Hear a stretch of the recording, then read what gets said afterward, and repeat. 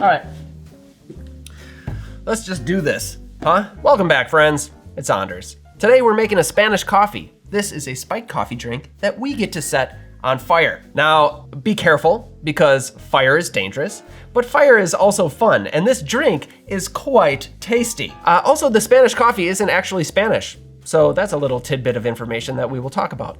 If you're new to the channel, hit that subscribe button for more sips, tips, and recipes, and let's go make the Spanish coffee to the bar. Today's video is sponsored by Babbel. Babbel is one of the top language learning apps in the world. Their intuitive lessons help you learn a language through real-life conversations. Recently, I started learning Spanish on Babbel. I've always wanted to learn a second language, and I thought there is no better time than the present.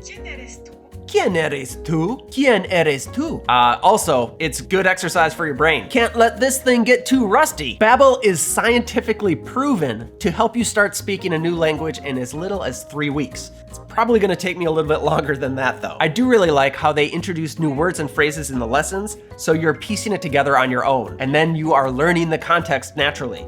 Ella es María y él es Carlos. Ellos son muy simpáticos. Simpáticos means nice. They didn't even teach me that. I just figured it out because they plopped it in my lesson, and now I know, simpáticos. Freya es simpático, or it'd be simpática. The lessons are quick and fun, so it never feels like a chore, and you can explore different courses based on your level or topics of interest. Click the link below and get 60% off your subscription. 60.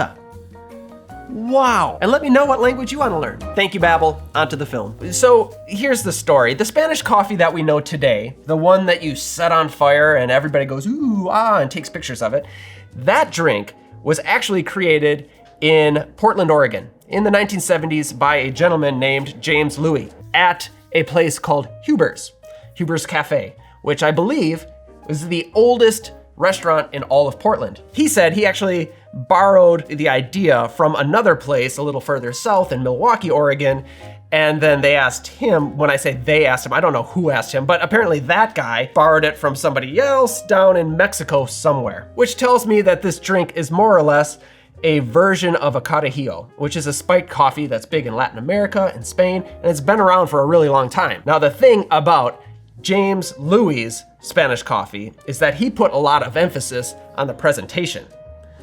He lights it on fire. Now, why does he set it on fire? That is a great question. In addition to other people then wanting it and selling a lot of these coffees, he's also caramelizing sugar that's on the rim of the glass. It's fantastic. It's kind of a pain to clean up sometimes, but it does make the drink a little extra special. So let me just glance over here. Huh, that's really it. So now there is a traditional way to make this drink, and that is that you use 1.5 ounces of Kahlua, which is a rather sweet coffee liqueur. But today we're gonna be using a drier coffee liqueur, so I'm gonna adjust the ratios a little bit. I'm gonna swap out another ingredient for, you'll see. So with that, let's keep going. Now the booze. To make the Spanish coffee, we will need overproof rum, coffee liqueur, an orange liqueur, coffee, fresh, hot, good coffee, heavy cream, sugar, a little plate of sugar, plain white sugar, and some nutmeg to grate on top. It's kind of a lineup. We'll break it down. The base here is the overproof rum. Usually you would use kind of a plain white overproof. The idea is you want something really flammable, but just as a rum base. I'm using a 151 Demerara rum because it has a richer flavor, and the drink is just gonna have a little bit more oomph. It's gonna be a bit more robust. Speaking of robust, the coffee liqueur that we have is the St. George NOLA. Traditionally, it would have been Kahlua that you'd use in this drink, which is very sweet. This is much less sweet. In fact, the coffee flavor is much stronger. Strong coffee flavor, less sugar. It almost has a little bit of bitterness because they make this with chicory. I chose it today because it's NOLA coffee, meaning New Orleans, and we are coming up on Mardi Gras, so that was just made me smile, but it's also really tasty. So we are going to adjust this accordingly. That takes us to the orange liqueur. In the traditional drink, you would use triple sec, which is less sweet than the Curaçao that I'm using. You see what I'm doing here is I'm getting the sugar more from the Curaçao than the coffee liqueur, but it's still gonna be balanced and it's gonna work out beautifully. Coffee, good, strong black coffee, heavy cream. We're gonna float this right on top. Plain white sugar, this is gonna go on the edge of the glass, and then nutmeg just for garnish. Let's build. All right, so there's a lot of steps here. I'm gonna do my best to make this the best that I can while still presenting and talking and not taking forever to do it. We are building this one in a Georgian coffee glass. I really like this one. This is what I also build the Irish coffee in. So we're gonna start by putting a sugared rim on the glass. I happen to have a piece of lime, but you can use lemon, you could use orange. Wet the side of the glass here, so we can just roll that in the sugar. And I like to have kind of a thicker band of sugar here. Okay, so now straight into the glass, 3/4 of an ounce of our 151 rum. I really like this rum because it has good flavor while still being extremely hot and powerful. Not only is it gonna raise the ABV, but it also adds a really nice flavor. So now the fun part, fire. Carefully, we are gonna light it on fire. I've got a little stick here. I'm not sure that this is gonna show up on the camera. Hopefully it does. Definitely not, these lights are too bright. But yeah, okay, I can definitely feel that it's hot. I don't know if you can see this. Right at the top of the liquid, there is blue flame. Now the idea here is we want to caramelize this sugar that's around the rim of the glass. This is gonna take a little bit. It's gonna burn for about a minute or so. Be very careful with it. Do not touch the rim of the glass, but I do like to occasionally give it a little bit of a twist just to evenly get the heat dispersed. And it will come shooting out above the glass, so be careful. While that is burning, I'm going to pour a little bit of the heavy cream into a shaking tin, and we're just going to shake this up quickly to help thicken it up just a little bit. Doesn't have to be too much. There we go.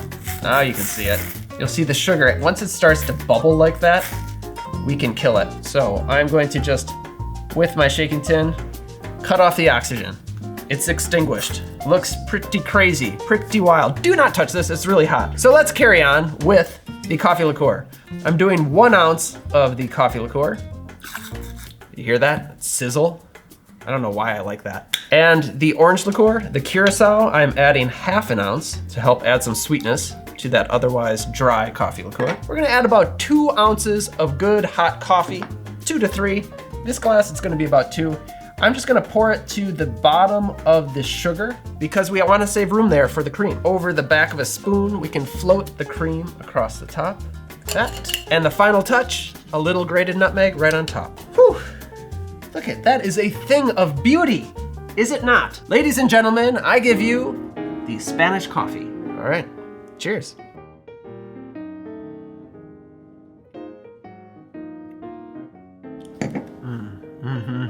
Okay, careful with the whipped cream if you have facial hair. Nice, strong coffee flavor, sweet, touch of orange, and just like an Irish coffee, that cream on top really gives it a silky texture and a richness. So it is almost like a dessert. You get the nutmeg on the nose, which I always like in any sort of dessert drink. But what's really fun about this is you have this burnt sugar on the side. Oz, would you like to try this? Yes. Ooh, that is so good. Oh, you scraped off some of the sugar? Now, my understanding is that at Huber's, they actually will like pour with flames. And I haven't been there, I haven't had the original. I've made this a number of times for people at the bar, and it's enough to catch everybody's attention. And when it's burning and you're just shaking up the cream, people will pull out their phones, take pictures of it, and then you're gonna end up making these all night long. So, is it worth it? Yeah, it is actually. This is a really tasty drink. Maybe a special occasion thing, but yeah, it's pretty good. There it is. Thank you for watching. Like, subscribe. Thank you, Babbel, for sponsoring today's film. Don't forget, click the link below, get your discount. Don't forget your merch. Sign up for the newsletter. I'll see you next time. Cheers.